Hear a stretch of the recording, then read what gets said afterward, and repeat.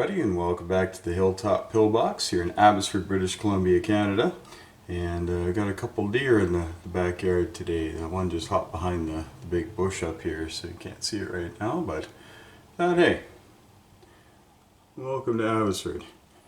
We get these guys quite a bit actually. They're all over the place, usually walking across. You can see the other one up in the bush up there. And they walk across the roads and walk through school playgrounds and stuff. But they're it's pretty cool to have. We actually had a fight here.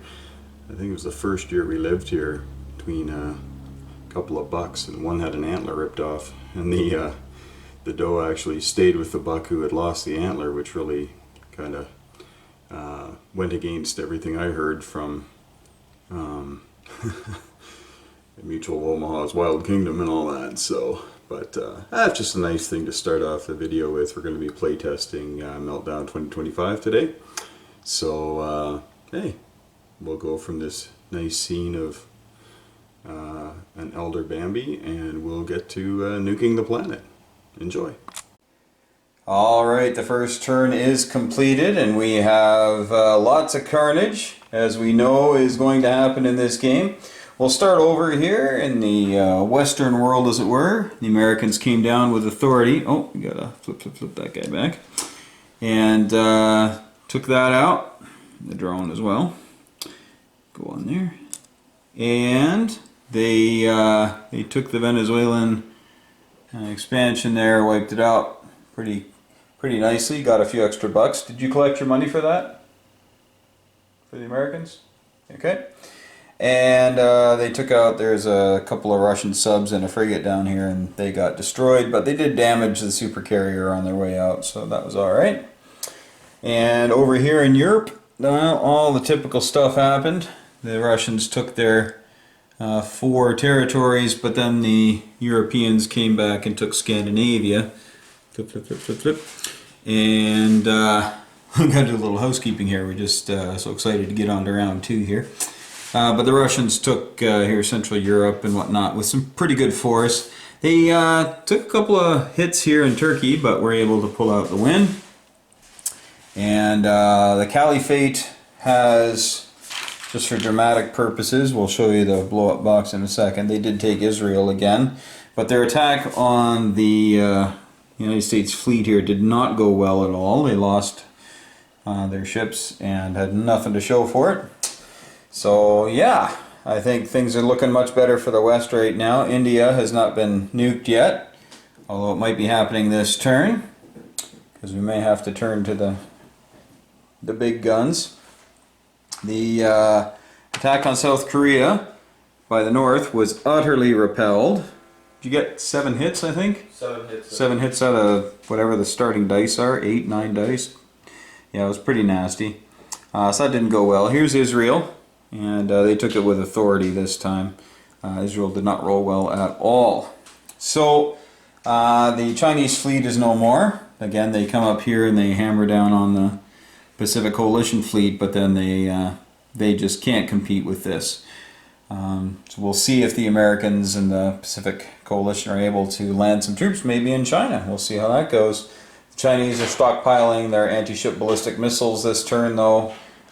They haven't hit a thing with them, but who knows, that might turn around, those Silkworm missiles. But we'll let you guys know what happens at the end of turn 2. Alright, here we are at the end of round 2. Lots going on, and this game is very quickly slanting westward, but we'll see what happens.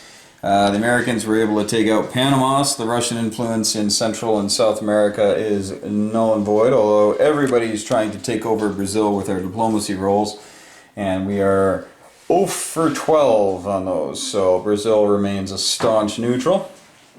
We do have a little bit of action here in Europe. The Europeans were down to 1 tank in Germany, but you only do 2 rounds of combat on European soil per attack, and they got down to 1 tank and were able to then reassemble a bunch of troops. So Russia will have one more shot to take it out, and we'll see what happens. They took Scandinavia back, the Russians, so that closes the straits. You see the little dotted lines here, and those are straits. So you need to own both sides in order to pass through. So right now the Russians and the European navies can't get at each other. Down south here, the Russians took Greece handily, and the Caliphate brought some tanks up from Israel and are heading into Europe here to cause some trouble. But some exciting news here. The Caliphate decided to use their free authorization to nuke India. And as you know, this is playtesting, folks, so we've gone back to the -1 victory point for launching a nuke. And so they lost the bonus point they have for Israel. And then their nuke was kind of a dud. You roll a d6 and add 1 with your intermediate range ballistic missiles. And then they rolled a 1. So they killed 2 infantry. And then to take money, they rolled, and I think they took $5 or something. But then, on the reply, you can see a mushroom cloud here over Iran, Pakistan. And that was, he rolled a 6 plus 1, so he killed 7, which was all the infantry in there. So they have no infantry left there, and they can only build 2 things at a time. That's that green construction number. So they're hurting for certain there. And not only that, but the Europeans came in with this here. I know it looks like a carrier, but these are actually LHD, the landing helicopter docks, and they're the transports of this game. So they brought in a couple of units, and were able to kill the single infantry that was sitting here. The Americans also were able to bring in a ton of resources, and they killed the Caliphate's troops here in the Central African states and took that over. So a really good round for the West. They were able to take Eastern territory and deny the East from gaining much new territory at all. And one of the very big ones is the Americans were able to force a landing here in northeastern China and took it, and you can see by my beautiful handwriting it's worth $13, and you can produce 6 units here. Yeah, they took it. Only a couple guys left, so China will take it back again, and the Americans don't really have a lot to follow it up with. But it's $13 that the Americans are definitely going to put into the fight. As you know, by the way, when the nukes fly, nothing can enter or leave that zone. Now this is playtesting. They may change that. They may make the nuke disappear at the end of the attacker's round, the person who fired it, but as it stands now, it's supposed to leave at the end of the person who received it, their next turn. So we'll see what happens, which means actually that this one comes off now, because if they got nuked on the East's turn, East begins every round and the West goes last. So here in Korea, it was quite a bloodbath. Not very many guys left on either side of the border, but the Koreans did send a bunch of tanks up here, or the Chinese, pardon me, sent their tanks back up here because I think they knew they needed more strength back. So that'll help them take back East China. And plus, now there are only 4 units in South Korea, so we'll see. They might be tempted to head back south and figure out another way to take back East China. Israel still has a few troops left in it here, but the tanks, as we know, skedaddle off to Turkey, but the planes are hiding out there. So, one technical point about the game: when you do have games that have blow-up boxes like this, make sure that you keep an eye on them, because if you don't, the opposing player can store a bunch of stuff there and then just not really sneak attack you, because it's there to be seen, but if you're not paying close attention, you can have a nasty surprise. Alright, well, we'll let you know what happens in the 3rd turn.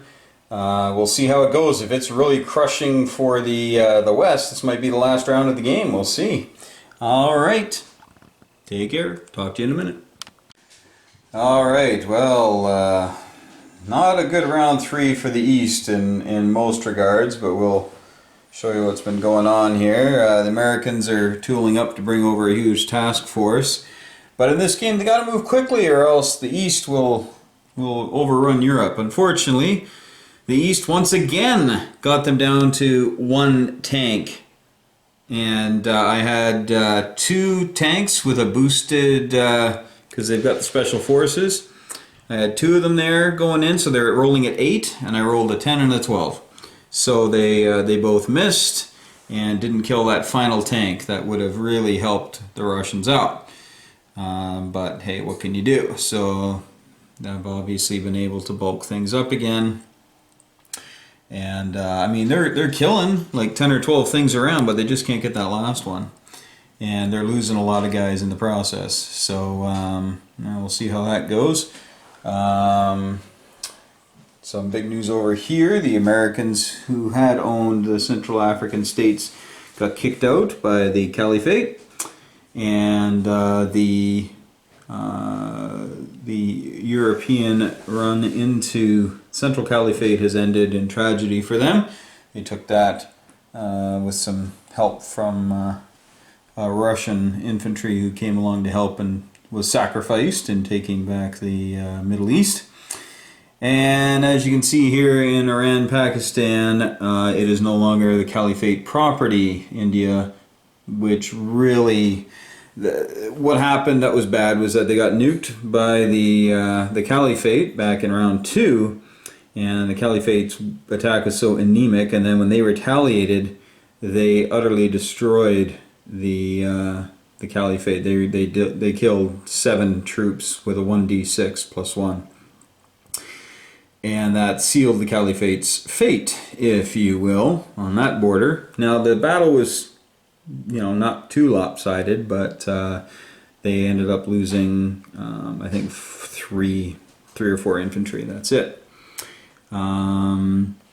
And also on this side, they've been able to come into China, and they took Southeastern Economic Zone here, and with some authority, and the Chinese don't have much to reply with. Plus East China fell again, this time to India. So yeah, pretty ugly things happening here in China for the Chinese. Again, yeah. Well, we'll talk about the other thing in just a second here. Over here, North and South Korea. Once again, the North came in, and we had quite a bit of stuff. And you only fight for 1 round because it's the Korean Peninsula. We got 1 hit, and they got I think everybody hit for them. So they took out some tanks, and then the fighter has target selection 1, so he rolled a 1 and he killed one of the fighters. So yeah, pretty nasty. Now Taiwan is empty, except for special forces there. They brought them into East China. They had come down to pick them up so they could come over there. So, and they still have guys in Japan. So it's looking pretty bleak here for the East. We'll probably play 1 more round and then call it good there. Israel still has a little bit of punch, but as the Caliphate. But getting diced really hard here. I'm playing against my son, and he's been laughing his head off at my incredibly bad dice rolling. Yeah, it is unreal. And he was rolling for his infantry. He was attacking, and with his infantry with forget where he was attacking, but he was attacking, and he had 7 infantry attacking. Could have been into East China, I'm not sure. I don't think so, because I didn't get that many hits on him. But he had 7 at 2, and he hit on like 4 of them, and then the next round he hit on 3 of them, and he only had a few left. So just unbelievably good dice, and that's just utterly taken the wind out of the sails of the East here. Now Russia, this is their last gasp. I know I kind of said that last time, and I think they have a better shot at it this time, but we'll see. We'll see what we see. And I think the Americans are staying in France just to goad them into taking it, so then the Americans can come back and wipe them out.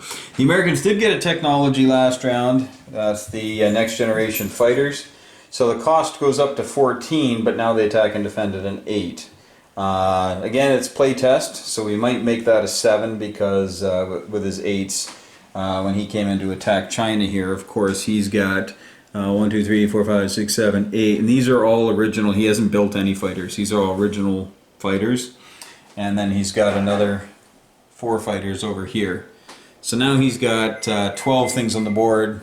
Oh, 13. No one down here that can fire at at an 8 and defend at an 8. So he can just absolutely ravage China to his heart's content. And yeah, there's not a lot that can be done. And the other thing is China has their Silkworm missile system, and that's a big thing for China. That's their special ability. And these dashboards are going to change, but you see the special ability here. Okay, so the Chinese can fire 1 anti-ship missile as if they were cruise missiles at ships from each naval base on their turn, and once per turn at any group of ships moving into range. Okay, so the naval bases, as we look here, they've got 3: North Korea, Manchuria, and the Northeast China here. And you start the game with 5. And on the first round, I ended up using all 5. I didn't hit anything, so I built 8 on round 2. And then here during round 3, I fired all 8. Or I guess it was in round 2 and 3. I fired all 8 more.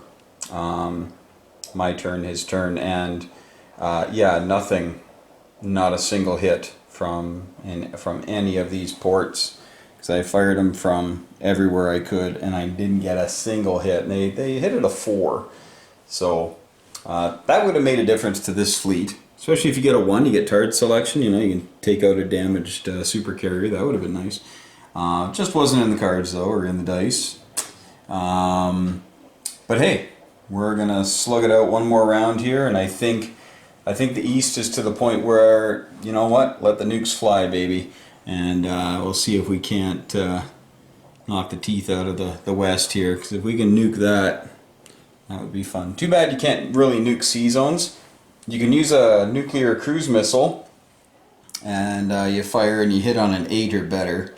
So we're going to be possibly considering those, but I think we just might do the old ICBMs if we can get the permission from our governments to do it, because you have to roll and you have to get a 7 or better. And that's probably when I'm going to start rolling my 1s and 2s. But if you get a 7 or better, you can launch. Each time you get a 7 or better, you can launch. Now, the Caliphate typically gets to do that for free. They don't have to worry about it. Unfortunately, their stockpile of nuclear weapons is right there. They do have a nuclear cruise missile, which can be fired from an airbase. They have a couple of those, and then they've got some gravity bombs as well that are nuclear, dropped by fighters, and they have a couple of fighters. So we can probably still spread a little bit of love around, but we will see how that goes. Alright, we'll let you know how turn 4 goes, and unless the dice go absolutely flaming hot for the East, this is quite probably the final round of the game. Looks like China's going to be packing it in here. And just too much stuff coming in from India. They made $53 on the last turn. And usually by this point in the game, India's kind of been taken or nuked to death, or on her knees anyway, just dying to just, you know, détente, baby. But no, it doesn't work. But not this round. Not this round. Not this game. So we'll see what happens. And I got my fingers crossed good and hard here, hoping we can get some really great rolls and get some favorable outcomes here. Because if you get even rolls in this game, it is an even game. Once it goes lopsided, it's like any other game though, and it's tough to claw your way back. But that's why we play, because we get those stories where we're up against the ropes, and we were able to snatch victory from the jaws of defeat. And here's hoping that we can do that. Alright, we'll let you know how the next turn goes in just a moment. Alright, well, due to some other things that have taken precedence, we are calling this game. And it was not as clear-cut a victory, but we're going to call it a victory for the West.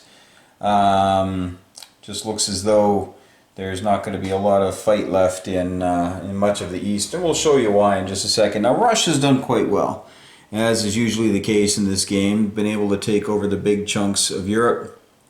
And as you can see, they did launch a nuke into France, killed a whole whack of guys and tanks, and Americans are left with their upgraded planes and a single tank. But they now have moved over some guys, and that nuke there cost the Russians a victory point. So it kind of takes away the victory point for Germany. You can see they took that with some force this time.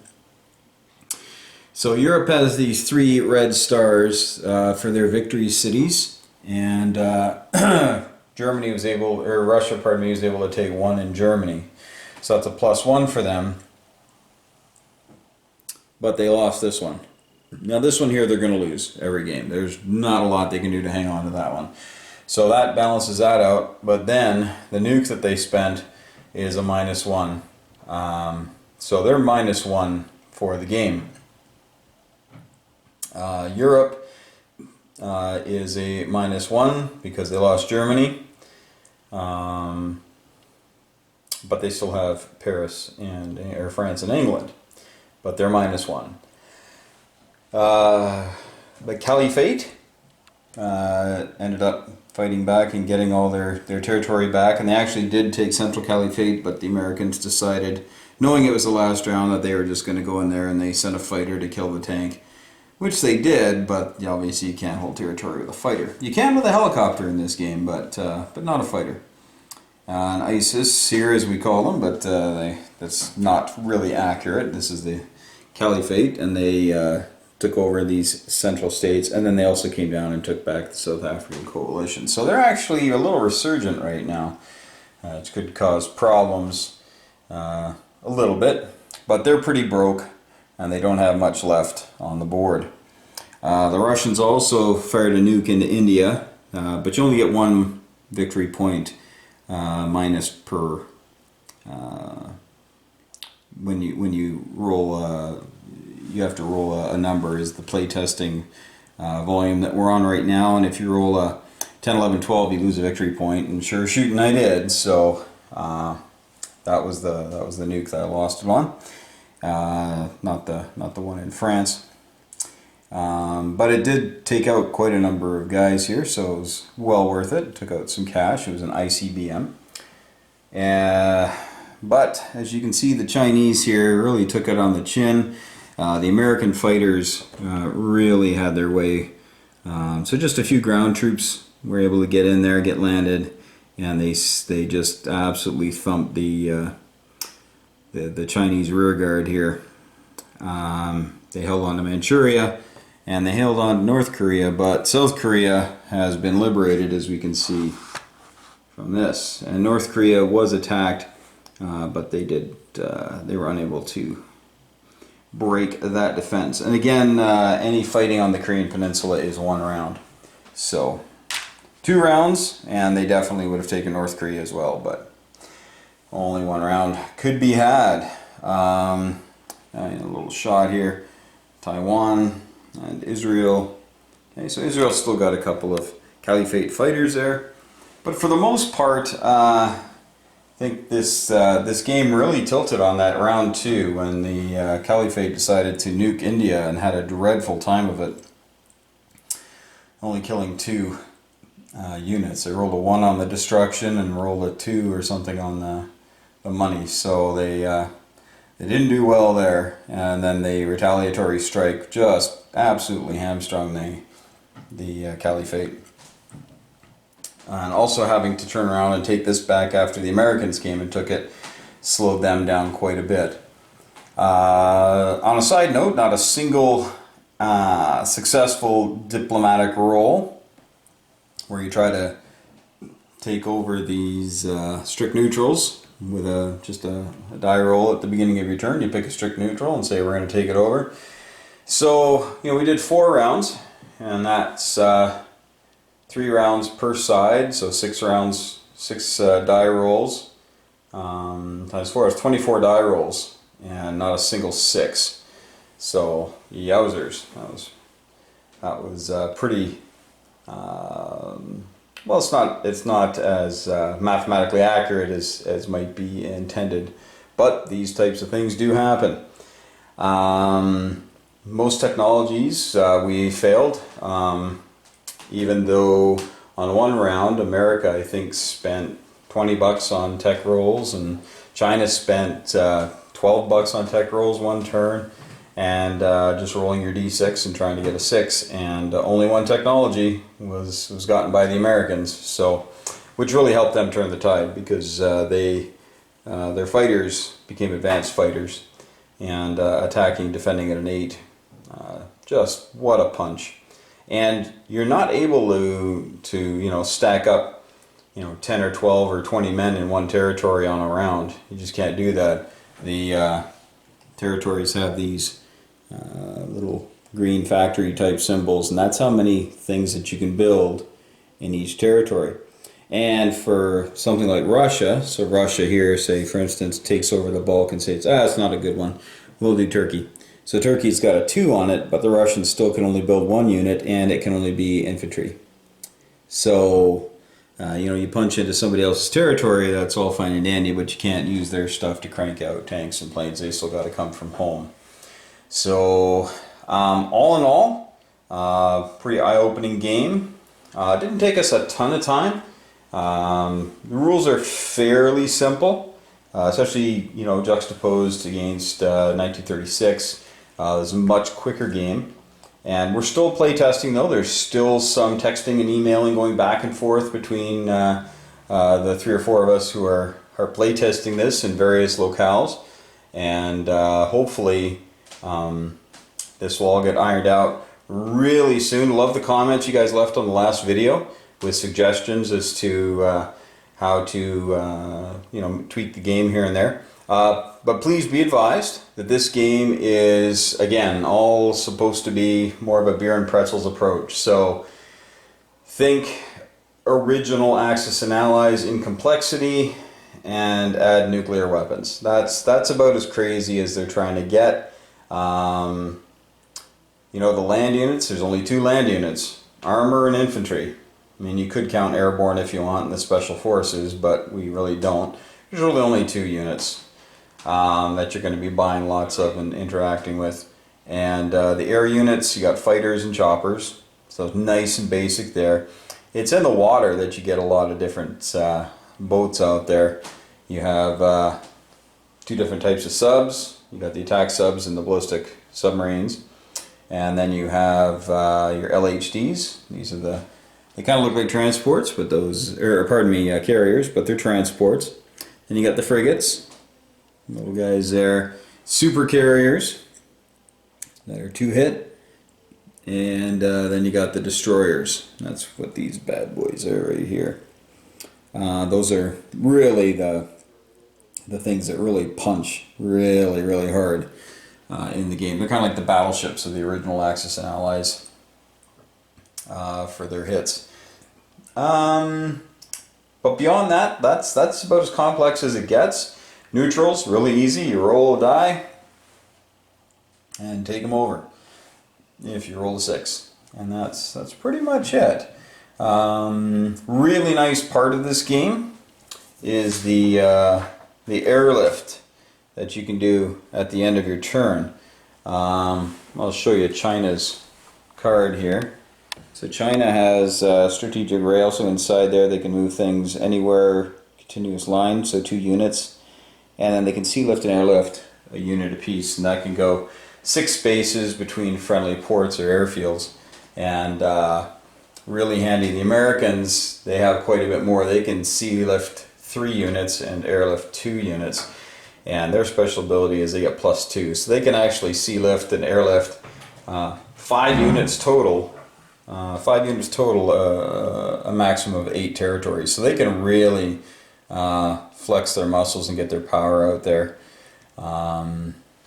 So we will see, for those of you who watched that first video and had some thoughts, hey, bring them in again. And if you haven't jotted down some thoughts, please do so. Again, some of you are making notes about adding some complexity, or adding these different steps, or adding these tricky little rules. Really trying to avoid that, really trying to make this a pretty friendly, quick, fast playing game that you can sit down in an afternoon and play and you'll be done pretty quickly. So in this one, you'll notice not as many nukes flew, and they really only flew because the East saw the writing on the wall that China was just getting hammered over here. So when they saw that, they said, well, hey, let's just go for it. So overall, the Chinese were down in East China here. They have a red star, so they're down 1 there, and they lost South Korea, so they're down by 1. Whereas the Pacific Coalition, they have all their originals plus this, so they're up by 1. And like we said before, Caliphate has taken Israel, so they're up by 1, and the States is down by 1 because that's the American one. But firing these nukes around caused the problem. And also, I mean, we can just look here and just see that China is not long for this world. They've got a bit of money, and they can build, next turn they could build 5 units there, and they could build 3 units there, and 1 more unit in North Korea. So they could build those, another couple in Xinjiang if they want. Xinjiang, I think I said that right. But look at what's coming for them. It's going to be ugly. That nuclear cloud will be taken off again. And then the Americans just got a big old pile of planes, and they got some more infantry to do a landing. So anything the Chinese build, Americans just annihilate. And they don't need nukes to do it. And same with over here. Looking a little better for the Russians here than it is for the Chinese, of course. But if you take a closer look, there's a whole lot of hurt there in the form of fighters. And then we've got some guys down here. And then we've got 3 more fighters coming over. And the Americans are just going to basically start a gravy train coming across here. And just back and forth, back and forth, back and forth. In England, it's going to be tough for the Russians to come through here to try to take that fleet out. And until they do, they're going to be bottled up, and the Americans and the Europeans can just continue stacking up here. And by that time, of course, these tanks are going to just start blitzing through and threatening. And it's not just threatening your territory. As soon as they can remove the nuclear threat, then it's really game over. Not much else to say. The cyber warfare went really well for the West. They were able to steal quite a bit of, but eliminate quite a bit of money from the East coffers. Russia in particular. A couple rounds ago, I think they lost 12, and last round they lost 15 to cyber warfare. And that's 27. That's 9 infantry they could have built and sprinkled out throughout the homeland here, just to give a moment of pause. But yeah, it didn't happen, and so just getting battered like that was very, very telling as the game went along. And the West didn't really have to resort to nukes. The only nuke that they fired was in retaliation for the Caliphate's attack on India. So India retaliated, and like I said, they rolled a 6, so 6 plus 1 for the damage on the intermediate range ballistic missile, and that took the Caliphate down a notch for sure. Caliphate only makes typically about 15, 16 bucks a round, sometimes 17, 18 if things are going really well. And when you lose 7 units, even though it's infantry, that's 21 bucks. So you're back a whole turn right there. So really hurts them. So as the West, you could say, hey, we're going to focus on the Caliphate and just take one of the East players out. And if you do that, it could have worked out well for you. Or you could do what happened here, where the West decided they're going to focus on China and take out some important stuff from China, and it worked really, really well for them. Yeah. All right. Well, that is the wrap up of this playtest. Again, folks, it is a playtest. Nothing's written in stone. You can see that there's, you know, the marker, you know, we've drawn on here markers, with the Sharpies, you know, changing the values of things, you know, over in China here especially, you know, changing the value and the shape of things, because there's just so many different things to consider. And what we want to make sure is that this game ends up being a nicely balanced, fun to play, quick to play, easy to learn war game of the future, and that nobody can obviously just exploit one rule or one feature of the game in order to ensure victory every time, because who wants that, right? We want to have a nice balanced game. But thanks so much for watching. Hope you guys had a great, we just finished up Easter weekend, so hope you guys had a great time. Don't know if you celebrate Easter, but hopefully you had some time off with your family, maybe some friends. And don't forget, you always tell them how important they are to you. And hey folks, may the dice be with you.